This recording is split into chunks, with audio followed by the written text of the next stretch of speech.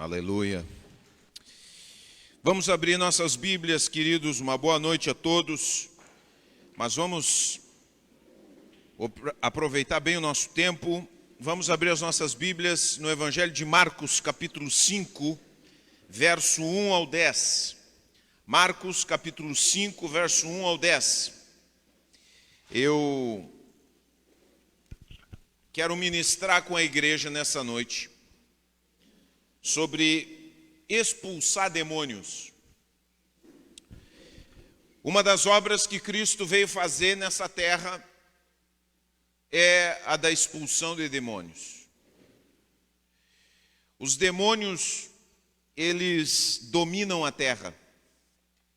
Eles ocupam essa terra como uma influência rebelde, juntamente com os seres humanos que também se rebelaram contra Deus. E eles constroem uma mentalidade, um sistema, um jeito de ser, uma influência sobre as pessoas, que faz com que nós vejamos coisas que às vezes humanamente a gente fica simplesmente abismado de ver a maldade como consegue alcançar níveis profundos. E tem coisas e tem maldades que nós sequer conseguimos ver. Mas dentro do coração humano existem maldades sendo engendradas, sendo alimentadas por espíritos malignos. Cristo, no Evangelho de Marcos, é apresentado como o rei que retorna para a sua terra, para o seu lugar que é de direito, a retomar aquilo que era seu. E quando Cristo vem retomar aquilo que é seu, nessa terra rebelde, ele precisa que os seres humanos, eles deem a sua parte, a sua contribuição, a sua cooperação, a sua resposta àquilo que ele está fazendo.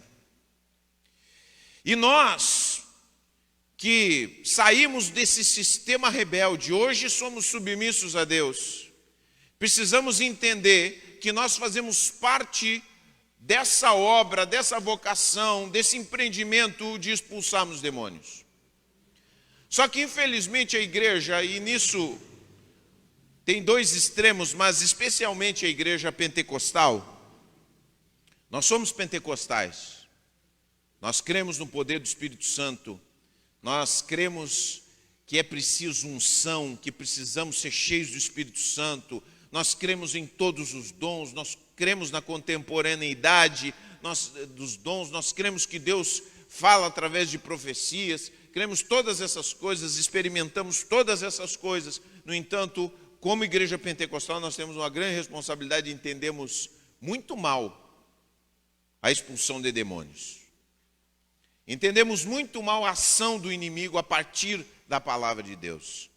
E nós queremos refletir isso nessa noite, que Deus nos dê graça para que a gente consiga expressar tudo aquilo que a gente tem para falar, para que a gente entenda nosso papel e também alguns de nós que guardam resquícios da obra do inimigo. Às vezes, e eu vi isso, muitas pessoas possessas, como aquele que nós vamos ler aqui, que o demônio saiu deles, mas a mentalidade ficou. Não se libertaram da mentalidade. Não se libertaram do jeito de agir, do jeito de entender a vida. Então é como se o inimigo de longe fizesse um controle, como se fosse um fantoche, como se fosse uma marionete. De longe. E hoje em dia o inimigo age bem assim. Muito mais do que as possessões de revirar olhos, de virar a cabeça, daquelas que nós vemos em Emily Rose, aquela fantasia hollywoodiana de terror, muito mais do que isso, o inimigo age infiltrando mentalidades, semeando uma maneira de olhar a vida, nos acomodando com questões que nós deveríamos de repreender e dizer isso aqui eu não quero mais. E muitas vezes resistimos à obra do inimigo, resistimos à obra de Deus e abraçamos a obra do inimigo nas nossas vidas de maneiras que não enxergamos. Coisas que são patentemente obra do inimigo, nós não conseguimos enxergar e dizer: isso aqui não. Não, isso aqui não, na minha vida não. Porque a melhor maneira do inimigo agir no meio do povo de Deus é escondido. Não é se manifestando. Não é chegando aqui num culto. Que aí você abre o olho, né? Alguém se endemoniar aqui na igreja, muitos irmãos, dependendo da fé deles, tem uns que vão correr. E o inimigo não quer se manifestar dessa forma tão óbvia para o povo de Deus. Ele gosta de ser muito mais sutil. E a gente quer meditar nisso, pensar nisso. E eu quero que você leia comigo o texto da palavra de Deus, texto riquíssimo, riquíssimo. Assim, vamos ler ali, a partir do verso 1, capítulo 5, verso 1. Assim chegaram ao outro lado do mar, a região dos Gerazenos. Então eu quero que você entenda o mapa. O mapa, a gente precisa explicar primeiro o texto para que a gente possa entender tudo que nós vamos falar aqui. O mapa de Israel, Israel é uma faixa de terra estreita, no meio dela tem o Mar da Galileia, e do lado leste do Mar da Galileia fica uma região chamada Decápolis, que são 10 cidades, cidades pagãs, onde há uma mistura de judeus que abandonaram a fé e pessoas que não acreditavam na fé de Israel, certo? Então, Jesus está entrando numa terra gentia aqui, uma terra estranha, uma terra que não tem os mesmos conceitos, uma terra arredia, que não entende muito bem as questões relacionadas a Deus e a palavra de Deus. E Jesus está entrando nesse lugar. Quando Jesus desembarcou, imediatamente um homem possuído por um espírito impuro saiu do cemitério e veio ao seu encontro. É interessante, Mateus diz que ele impedia que as pessoas passassem naquele lugar. Mas não há lugar nessa terra que Jesus não possa entrar. Não há lugar onde Jesus não possa chegar. Não há espírito nem maldade que possa frear o avanço do reino de Deus onde Ele quer entrar. Pode ter certeza disso. Aonde Deus quer entrar e onde existem corações abertos, ali entra o poder de Deus. E é isso que acontece aqui. O Espírito afastava muitas pessoas, mas a Jesus não. Então, seguimos lendo. E quando a gente fica pensando, bom, vamos seguir adiante. Esse homem morava entre as cavernas usadas como túmulos, e ninguém conseguia detê-lo, nem mesmo concorrentes. Sempre que era acorrentado e algemado, quebrava as algemas dos pulsos e despedaçava as correntes dos pés. Ninguém era forte o suficiente para dominá-lo. Fica aí, isoladinho no cemitério, curtindo tuas loucuras. Dia e noite vagava entre os túmulos e pelos montes, gritando e cortando-se com pedras. Hoje em dia esse homem seria internado em um hospital para recuperar doentes mentais, dariam doses cavalares de calmantes, e esse homem ia permanecer dopado a vida inteira. Quando o homem viu Jesus, ainda a certa distância, correu ao seu encontro e se curvou diante dele. Presta bem atenção.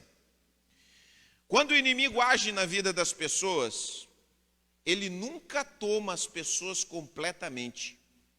Sempre há um resquício de humanidade nas pessoas, uma possibilidade, uma porta aberta para que elas possam responder à graça de Deus. E quando você vê, porque vejam que são duas reações bipolares aqui. O espírito se prostra diante de Jesus e depois reage violentamente. Veja bem, presta atenção. Quando o homem viu Jesus ainda a certa distância, correu ao seu encontro e se curvou diante dele. Vejam a reação. vejam a graça de Deus atuando, vejam Deus seduzindo o coração daquele homem. Eu imagino que ele sentiu, alguma coisa está acontecendo aqui dentro de toda aquela loucura. Ele intuitivamente percebeu que algo poderia acontecer de diferente. O Espírito Santo já começou a trabalhar ali. Ele se curva, mas ao mesmo tempo, então, soltou um forte grito. E aí então não é mais aquele ser humano que está falando, mas aquele espírito perverso, maligno, destrutivo, que diz assim: por que vens me importunar? Por que vem me importunar, Jesus, Filho do Deus Altíssimo? Em nome de Deus, suplico que não me torture. Os espíritos malignos reconhecem Jesus. Os espíritos malignos, eles precisam se submeter a Jesus, porque eles estão diante do Criador de todas as coisas. Aquele que deu origem aos anjos e aos anjos caídos também. Eles se submetem automaticamente à presença de Jesus. E então, Jesus já havia falado ao espírito: saia desse homem, espírito impuro. Jesus lhe perguntou: qual é o seu nome? Ele respondeu: meu nome é Legião, porque há muitos de nós dentro desse homem. O espírito maligno usa uma linguagem militar que é atribuída aos romanos, que haviam passado naquele lugar e feito uma grande destruição. Tinham feito grandes destruições, avanços, guerras naquele lugar. E então o espírito maligno rouba essa identidade destrutiva e se apresenta como uma legião destrutiva, guerreira, que toma conta daquele lugar, como quem se apropria daquele lugar e daquele homem, por conseguinte. Meu nome é Legião, porque há muitos de nós. Uma legião tinha de 5.000 a 6.000 soldados. E os espíritos impuros suplicaram repetidamente que ele não os enviasse a algum lugar distante. Suplicaram, gente. Mande-nos para aqueles porcos, imploraram os espíritos. Deixe que entremos neles. Jesus lhes deu permissão. Os espíritos impuros saíram do homem e entraram nos porcos, e toda a manada, cerca de 2.000 porcos, se atirou pela encosta íngreme do monte para dentro do mar e se afogou. Glória a Deus, graças a Deus, porque isso é o reino de Deus chegando entre os homens. Quando o reino de Deus avança, tudo aquilo que é manifestação diabólica retrocede. Aonde não há mudança, o reino não aconteceu. Aonde não há uma revolução, não aconteceu. Mas onde os corações se abrem, acontece coisas maravilhosas. E seguimos lendo. Os que cuidavam dos porcos fugiram para uma cidade próxima e para os seus arredores, espalhando a notícia. O povo correu para ver o que havia ocorrido. Chegaram até onde Jesus estava e viram um homem que tinha sido possuído pela legião de demônios. Estava sentado ali, vestido e em perfeito juízo, e todos tiveram medo. Que coisa louca isso, gente. Eles tiveram medo porque o homem estava bem. Esse é o nosso mundo. Quando o reino de Deus chega, as pessoas são transformadas e as pessoas não gostam. Elas não gostam de ver o bem nos outros. Elas se perturbam. Quem não é da luz, repele as coisas da luz. Às vezes até com o nome de Deus. Chegaram até onde Jesus estava. Então os que presenciaram os acontecimentos contaram aos outros o que havia ocorrido com o homem possuído por demônios e com os porcos. A multidão começou a suplicar que Jesus fosse embora da região. Primeiro ficaram com medo e depois Jesus, olha, aqui não. Quando Jesus entrava no barco, o homem que tinha sido possuído por demônios implorou para ir com ele. Jesus, porém, não permitiu e disse: volte para sua casa, para sua família e conte-lhes tudo o que o Senhor fez por você e como ele foi misericordioso. Então o homem partiu e começou a anunciar pela região das 10 cidades. Aleluia. Olha, irmão, quando Deus faz uma coisa na vida das pessoas e faz na tua vida, não tem como ficar quieto, tem que falar. E quando você anuncia e as pessoas veem a mudança, algo acontece. Porque vejam só, Jesus chega aqui, eles pedem para que Jesus vá embora. Mas aí nós vamos olhar lá na frente, no capítulo 7, verso 31 de Marcos.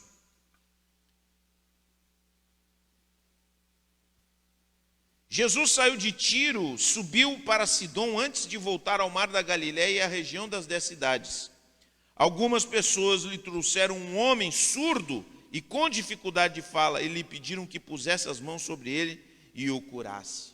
Ou seja, aqueles homens que tinham expulsado aquela região que tinha sido oposta, se opôs a Jesus, agora recebeu Jesus depois do testemunho daquele grande pregador. Esse foi a primeira missão de Jesus aos gentios, e aquele homem naquela região fez uma grande obra, um grande trabalho de pregação, porque as pessoas abriram seu coração dessa vez. Jesus volta e ele é recebido, ele é bem recebido e consegue fazer mais algumas coisas naquela região.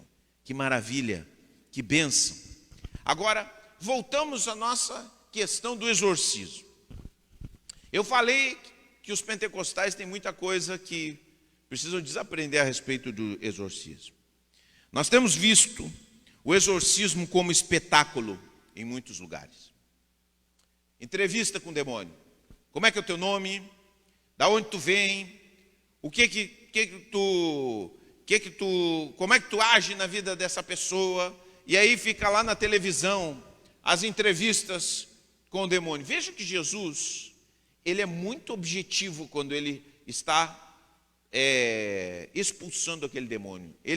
O demônio dá uma proteção, diz: como é que é o teu nome? Legião. Nos manda, vai para os porcos. E não tem entrevista, e não tem prolongamento, e não tem descoberta de mistérios e de coisas que o inimigo está fazendo. Sai!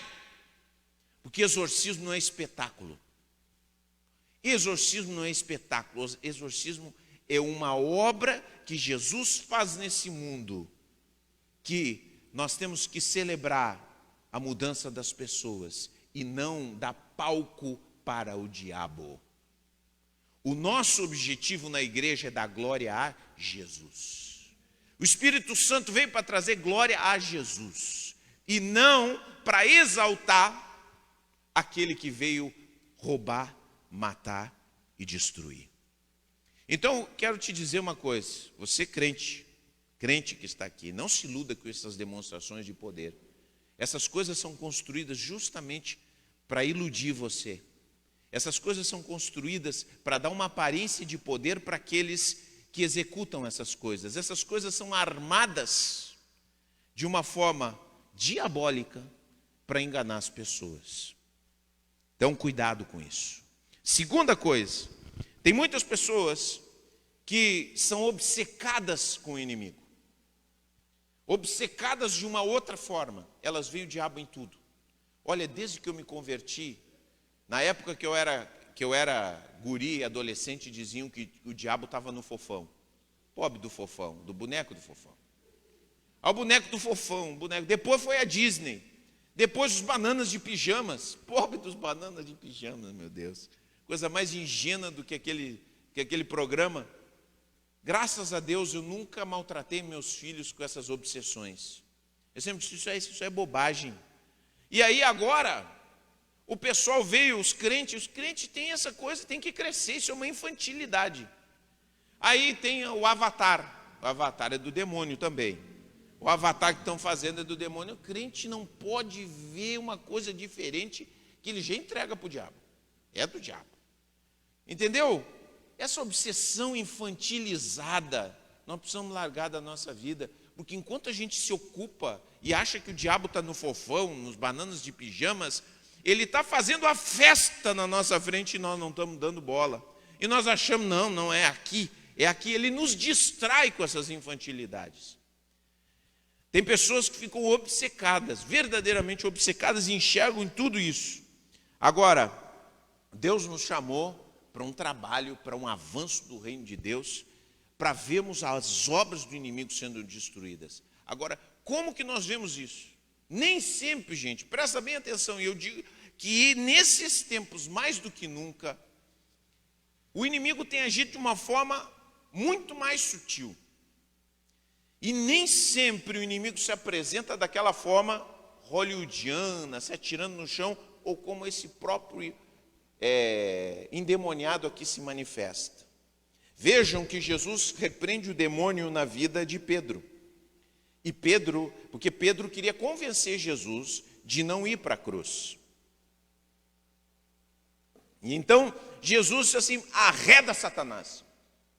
E Pedro não caiu no chão, não revirou os olhos, não saltou, não gritou.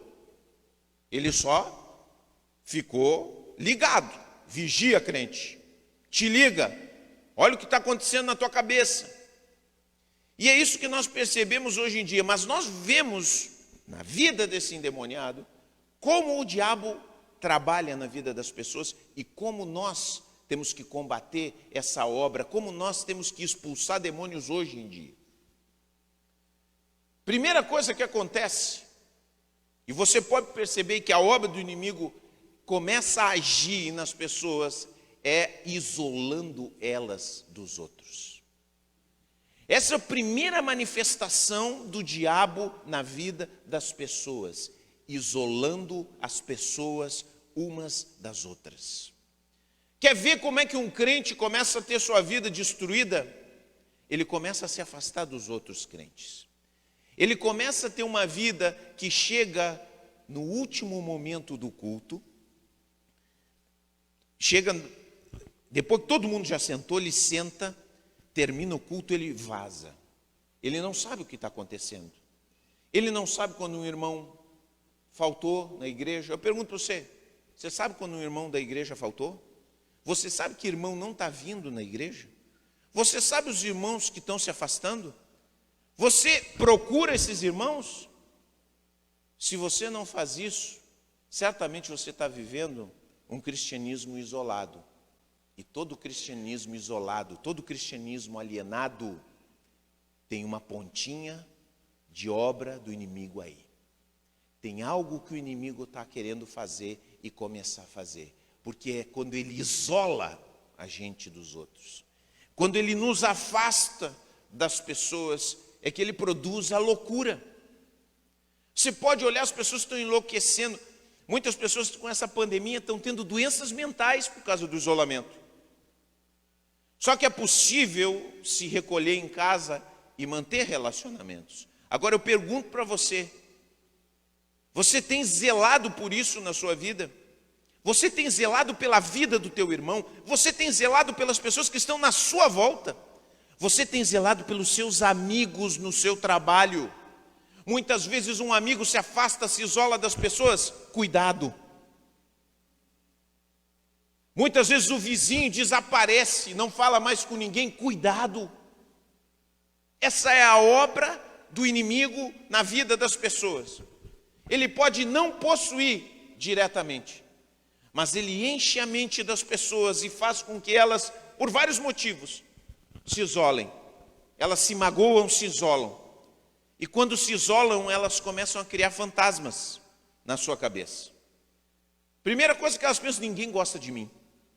Ninguém gosta de mim. Na igreja, olha só, você primeiro se afasta. Não, vou me afastar. Vou dar um tempo. A famosa dar o tempo. Não sei de onde as pessoas acham que podem resolver problemas dando um tempo. Essa é uma sugestão das trevas. Vou dar um tempo. Vou dar um tempo que eu vou resolver. Não. Sabe o que acontece quando você dá um tempo? Você se isola. Quando você se isola, você começa a criar fantasmas dentro da sua cabeça. Você pensa assim, ó. Você tinha um problema com a Heloísa aqui. Mas quando eu me isolo, eu começo a imaginar que o irmão que cruzou comigo, que a Renata que cruzou nessa semana comigo lá na igreja, ela me fez uma cara feia. E eu já imagino que a Heloísa falou para a Renata. E daqui a pouco eu cruzo com outra pessoa da igreja, eu imagino que toda a igreja está contra mim e não me ama. Essa é a obra do inimigo. É isso que o inimigo fez com aquele endemoniado. A primeira coisa, ele está isolado. Por que que a obra do inimigo se aprofundou naquela vida? Porque ele estava isolado, absolutamente isolado. E se nós queremos repreender demônios, se nós queremos expulsar demônios, nós temos pessoas que combatem as manifestações do demônio. E uma das manifestações mais terríveis do demônio é o isolamento. É o isolamento de pessoas. É o distanciamento afetivo. E muitas vezes as pessoas estão lá completamente tomadas. E se você quer ver, não adianta você ficar aqui na igreja sapateando e dizer, te repreendo o demônio, te repreendo o demônio. Se você não vê uma pessoa isolada e você não vai lá buscar ela, resgatar, reconciliar, trazer de novo para a comunidade. Se está lá no seu trabalho, você procurar, você reconstruir situações. Quantas pessoas nesse tempo estão entrando e pirando, desenvolvendo doenças mentais? Por quê? Por causa do isolamento. Eu não estou falando só agora da pandemia. Eu estou falando de uma maneira geral. As pessoas estão começando a viver umas perto das outras, mas completamente, absolutamente distantes. Então você quer ver o inimigo retrocedendo? Permita que Deus te use para aproximar pessoas. Não permite que pessoas que estão próximas de ti se isolem.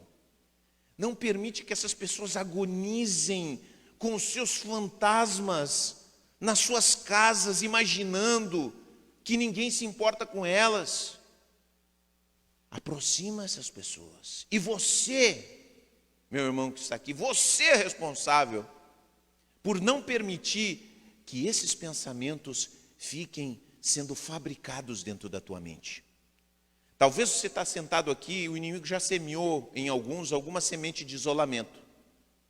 E você tem pensado coisas a respeito, você não sabe, eu acho que o fulano de tal não gosta de mim, eu acho que essa igreja já não é mais o lugar para mim. Eu quero te dizer,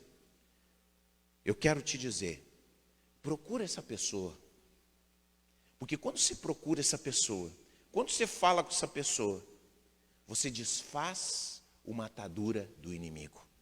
Porque o propósito do inimigo é trazer o isolamento para a gente. Como ele fez com esse endemoniado. Hoje, ele só vai semeando. As pessoas dizem, poxa vida, a gente não vê mais gente se endemoniando. O inimigo já tem cativa a mente das pessoas. Ele enche a mente das pessoas. E se nós queremos fazer a obra do inimigo retroceder, nós temos que nos opor a esse tipo de isolamento. Nós temos que ser aqueles que entendem por nós, para nós, e que entendem para os outros também. Porque quando você vai lá e traz de volta aquela pessoa que está isolada, criando fantasma na sua cabeça, você está fazendo a obra de expulsão de demônios nesse tempo. Amém, queridos? Você crê nisso? Eu te digo isso com certeza. Vamos agir, vamos cuidar, vamos avançar para que o reino das trevas retroceda em nome de Jesus. A segunda coisa que a gente percebe aqui, impressionante, é um espírito de miséria e morte na vida desse homem. Esse homem está nu, esse homem está em andrajos, esse homem está absolutamente miserável. E uma das manifestações do inimigo nesse tempo é o espírito de miséria. O espírito de miséria é terrível. Porque o espírito de miséria, a Cláudia tem falado bastante sobre isso, mas o espírito de miséria, ele diz para nós que nós não temos como contribuir com nada, como ajudar em nada, como fazer diferença na vida das outras pessoas, e também não temos como mudar a nossa vida. O espírito de miséria toma conta. E a gente vê no mundo a miséria se espalhando, e no Brasil a miséria de uma forma terrível. E aí você coloca a pobreza nisso. Tem muitas pessoas que acham que não podem sair da pobreza, que não podem melhorar, que não podem construir na sua casa, que não podem estudar, ir adiante. Uma das coisas que nós fizemos quando estivemos aqui, quando começamos aqui com os adolescentes, foi colocar na mentalidade dos meninos. Estudem, progridam, melhorem. Porque tudo que tem a ver com o progresso, com o conhecimento desse mundo criado de Deus, vem da parte do Senhor. Então a mentalidade de miséria, que aceita as coisas de uma forma passiva, que se contenta com a ignorância, se contenta com a sujeira, é uma mentalidade diabólica. Vejam que aquele homem, quando foi libertado, ele sai daquele lugar, ele se veste, ele volta para a família, volta a se limpar, a tomar banho, a comer, a falar. E o estado de miséria é uma das obras diabólicas. E muitas vezes nosso combate ao inimigo é um combate espiritualizado demais, que nos tira do compromisso. E nós precisamos ter contato. Eu me lembro que teve um rapaz que eu conversei com ele, ele estava por ir para outro lugar, estava com problemas aqui, ele ia começar um negócio em outro lugar, e eu encontrei ele assim, no final de ano, e ele estava viajando para começar esse novo negócio. Não sei como é que vai ser. Eu digo assim, vai ser bom, tu vai prosperar, tu vai progredir, tu vai conseguir. E ele, depois da conversa, assim, puxa, eu acho que tu veio aqui realmente para me trazer essas palavras. Eu digo, sim, nada é por acaso, confia no Senhor. Já preguei para ele, já falei de Jesus para ele, mas nós como cristãos, nós não podemos tolerar a miséria como uma coisa normal. Nós precisamos colocar mentalidade nas pessoas, ajudar quando nós encontramos, entendeu? Pessoas que estão se acomodando na ignorância. Não, estuda, meu querido, vai lá, melhora, não te acomoda, vai lá, melhora as questões de estudo. Você vê uma pessoa que está na pobreza, constrói, tu pode construir, tu pode fazer. Sim, senhor. Não há nada de virtuoso em as pessoas andarem andrajosas, em andarem se arrastando por aí. Vejam que quando Jesus opera, ele repreende isso e dá uma outra vida para essa pessoa. Então, quando nós convivemos, a igreja precisa, em todo lugar onde estiver, ser combatente da miséria. Igreja que é igreja, crente que é crente, não fica pregando um evangelho que faz com que as pessoas fiquem aí, na volta da morte, na volta, sabe aquele programa de morte? Minha vida é assim, levanta, Deus tem mais para ti, vamos viver uma vida diferente, entendeu? Porque a miséria é uma manifestação diabólica. Como é que é o céu, gente? Como é que é o céu? É miserável o céu, gente? Não, não é miserável. Então, se nós estamos aqui, nós não vamos acabar com os problemas do mundo, mas muitos demônios de miséria, nós vamos expulsar em nome de Jesus. Nós vamos ajudar muita gente a quebrar uma mentalidade.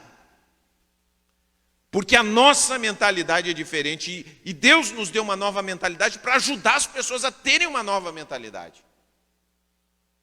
Quando Deus chegou na minha vida, eu me tornei um melhor aluno. Era um péssimo aluno bagunceiro. Mudou. Motivação, sabe? Não achava que as coisas... Eu entendia que a minha vida era uma droga. Eu entendi, minha vida foi renovada, está diferente. E não adianta uma pessoa se converter e não expulsar essa mentalidade. Tem pessoas que acham, não posso ajudar ninguém, eu não posso, aí precisa da ajuda, não tem condições. Isso é uma mentalidade de miséria que o inimigo coloca na gente, e aí a gente se torna um parasita. Está entendendo o que é parasita? O parasita só recebe.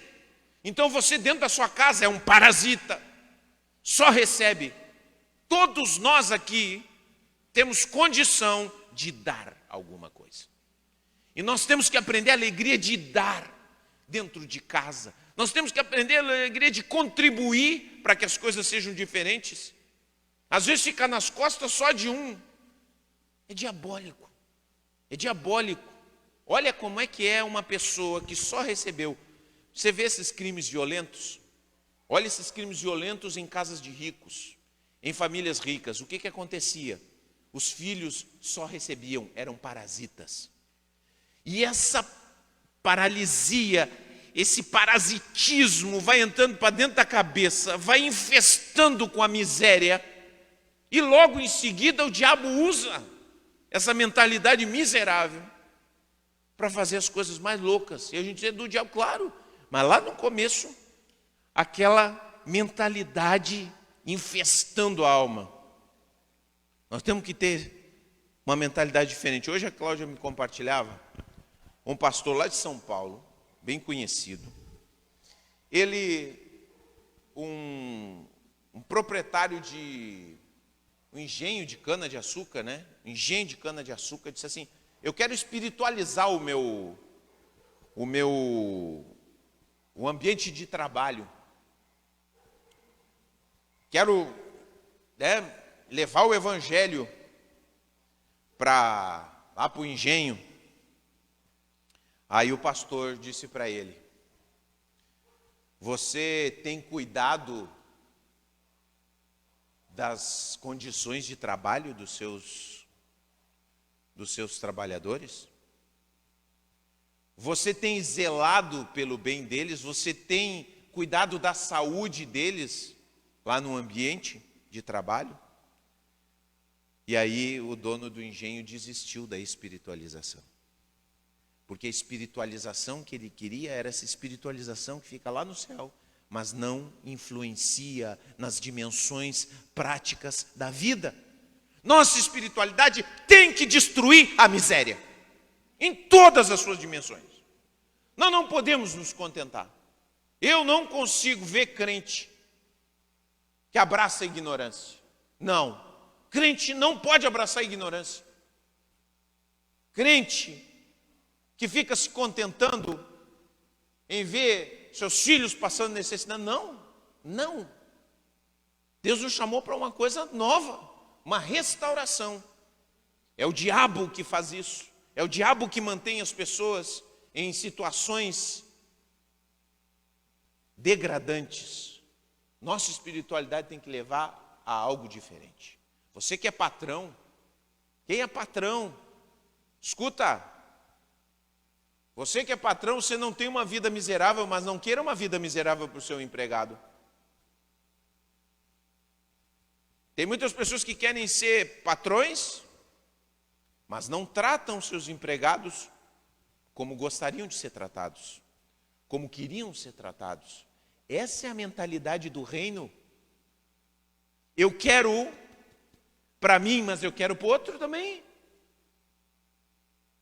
Eu não quero essa espiritualidade voando lá no céu.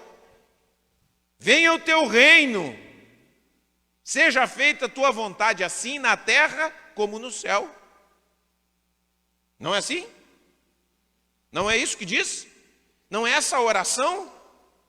Então, toda vez que nós tiramos essa mentalidade, ajudamos as pessoas a saírem dessa mentalidade de miséria, nós estamos ajudando que elas fiquem livres da obra do demônio.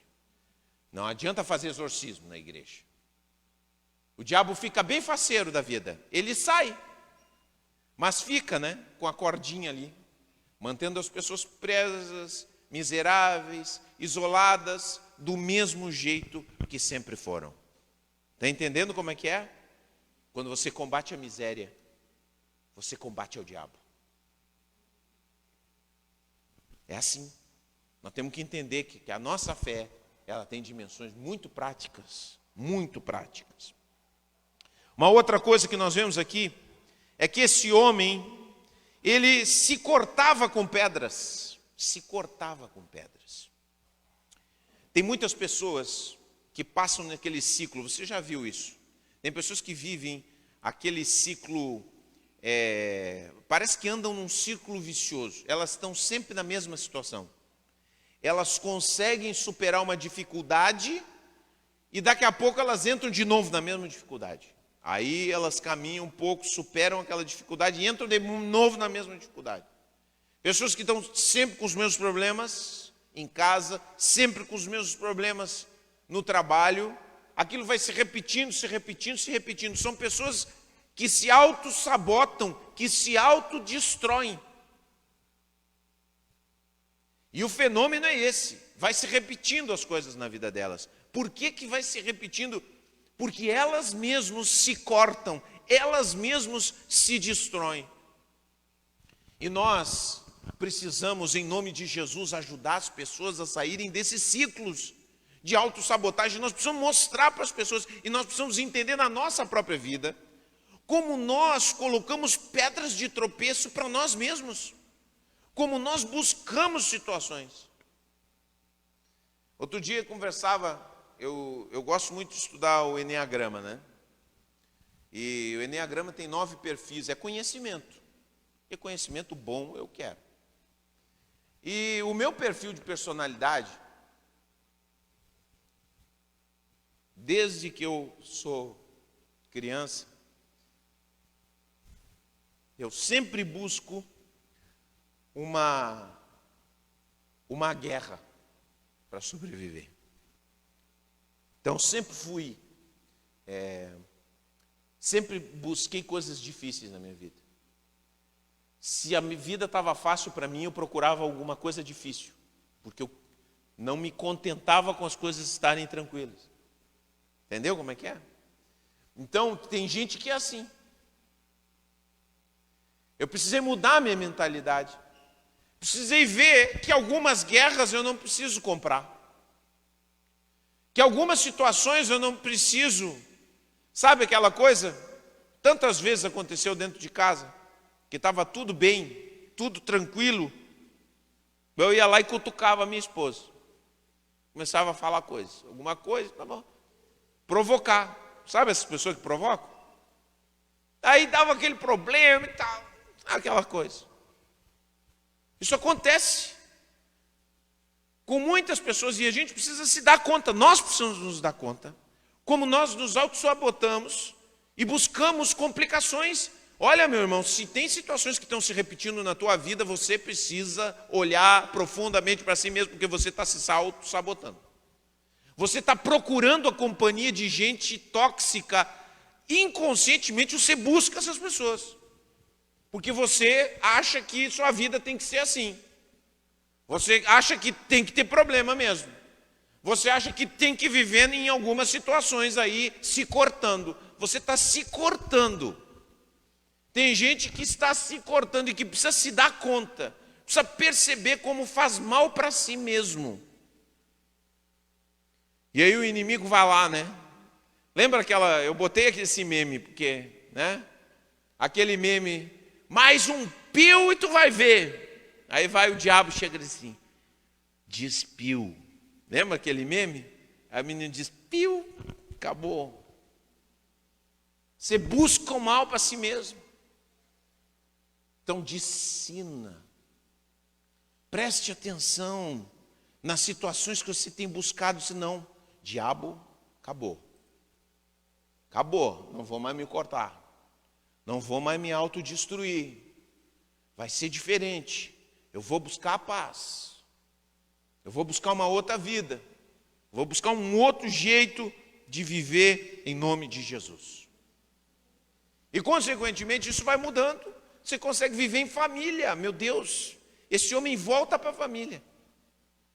Porque pessoas que se auto-sabotam, elas prejudicam a família. Pessoas que estão sempre com problema financeiro. O que está acontecendo, meu irmão? Que esses problemas estão sempre voltando. Porque como você está se auto-sabotando? Como você está buscando de novo situações que te prejudicam financeiramente? Por que essas situações estão voltando sempre? Por que você está sempre com a corda no pescoço? Isso não é acaso. Você está se cortando. Você está se machucando.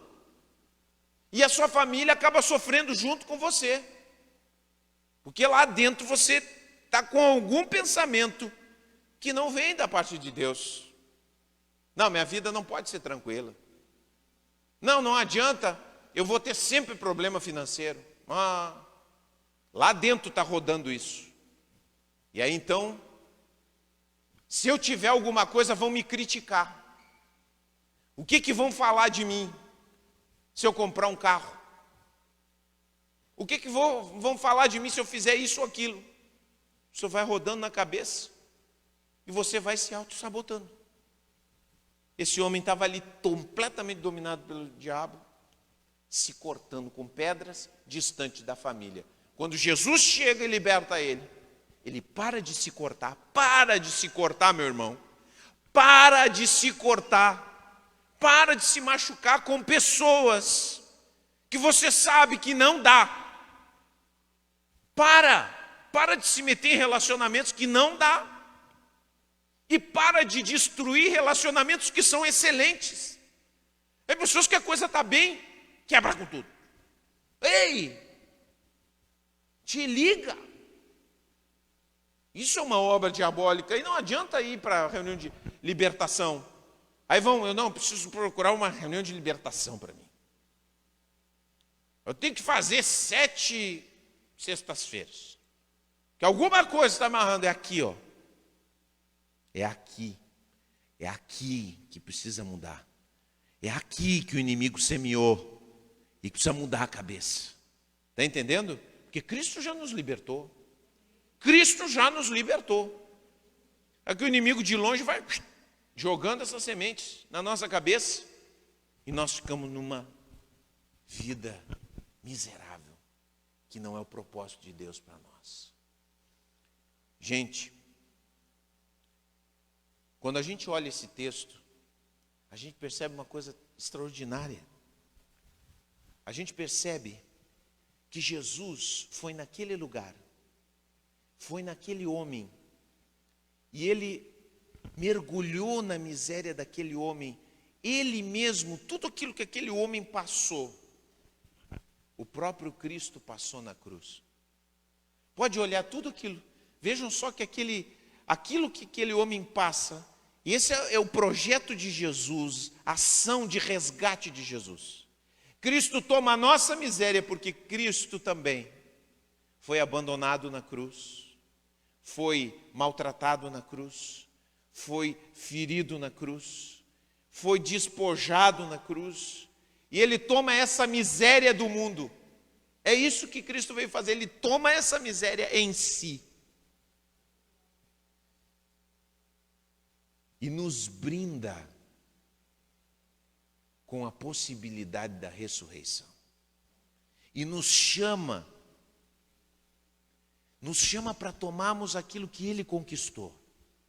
O que ele conquistou? Uma nova vida. Em Cristo tudo é transformado. E quando eu me chego a Jesus, ele tomou a minha miséria e me brinda uma nova vida. Essa é a ação de Cristo com esse endemoniado. Essa é a ação de Cristo no mundo. Essa é a ação de Cristo com tua vida. E essa é a ação que Cristo te chama a pregar, a proclamar e a fazer. Ele já levou a miséria do mundo.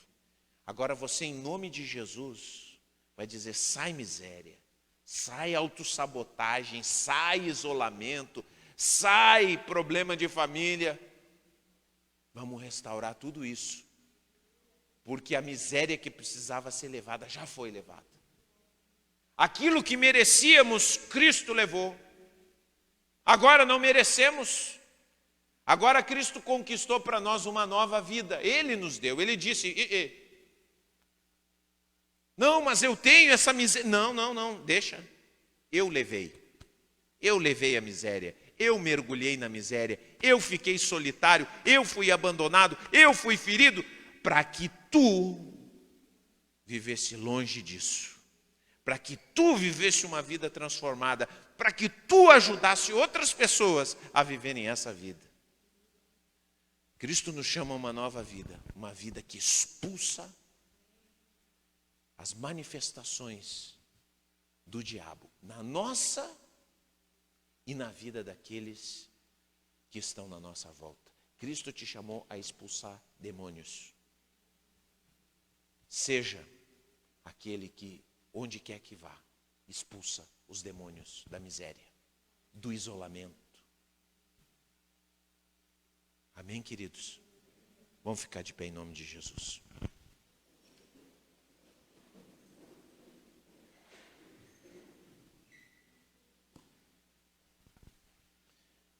Coloca a mão no teu coração e diz: Senhor, eu quero expulsar demônios.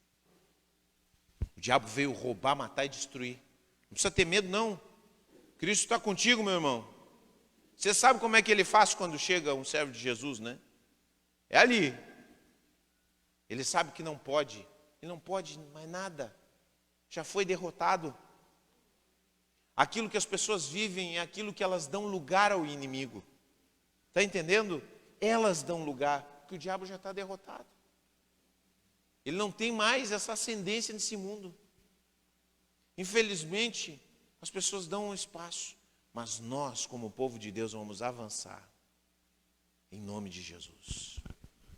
Senhor nosso Deus, nosso Pai, nós te agradecemos, Senhor, por tuas bênçãos, pela tua visita, pela tua operação resgate nesse mundo, destruindo as obras de Satanás, a obra da miséria, a obra do isolamento. Oh Deus, a obra da autossabotagem. Oh Deus, nós te agradecemos por isso. E nós, Senhor, tomamos essa bênção que tu conquistaste na cruz do Calvário. E nós, Senhor, queremos caminhar também nesse mundo, expulsando as obras do inimigo, expulsando essas obras de miséria, expulsando essas obras de isolamento, expulsando essas obras de autossabotagem.